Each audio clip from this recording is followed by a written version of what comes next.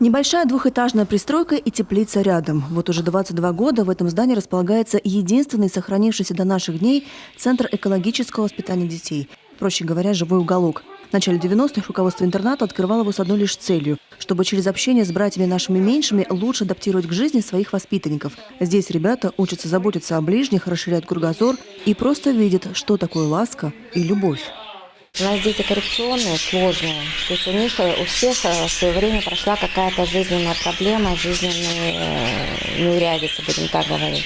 И вот когда дети приходят на наш кружок, когда они приходят сюда, вы бы видели их глазки. То есть они у них светятся, у них какая-то появляется дополнительная доброта и вот ласка. Сейчас в живом уголке несколько сотен различной живности, и это не считая рыбок в аквариуме. Их, к слову, тоже немало. Меченосцы, гуппи, золотые – всех не перечислить, а еще черепахи и даже королевский питон. Видите, у него глазки белые.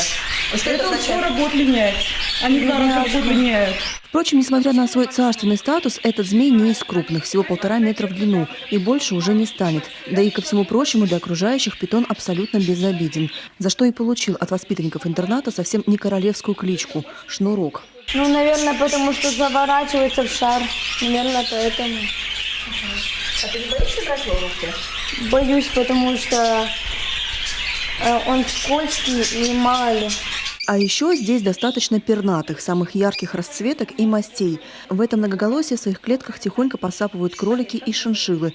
Их местная детвора, кстати, особо любит за кроткий нрав и пушистую шерстку.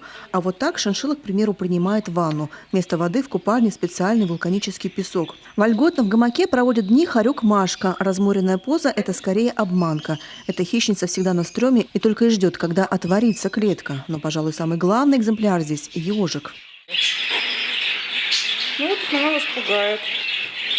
Имя ей – Шершуня, и она негласный символ всего Эжвинского района. И вообще, 2018 по славянскому календарю – год ежа, а еще это год волонтера. И этих добрых людей в живом уголке сейчас очень и очень ждут. Мы сегодня решили как можно больше привлечь внимание к нему, то есть со своей стороны помочь руководителям вот этого кружка, руководителям, нашим детям о том, чтобы сюда пришли различные общественники, различные дети с родителями, для того, чтобы посмотрели, ознакомились с нашими питомцами.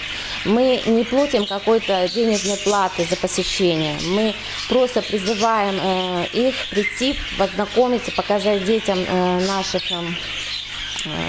питомцев и принести с собой какой-то корм, принести с собой различные зелень, капусту, то есть вот все то, чем можно подкормить наших питомцев. А еще здесь ждут меценатов, людей, которые готовы поддержать уникальный в своем роде контактный зоопарк и помочь ему с ремонтом помещений. Руководство школы-интерната убеждено, такие живые уголки в образовательных учреждениях нужно обязательно сохранять. Но сделать это не всегда просто. Любовь Лапина, Василий Янин, телеканал Юрган.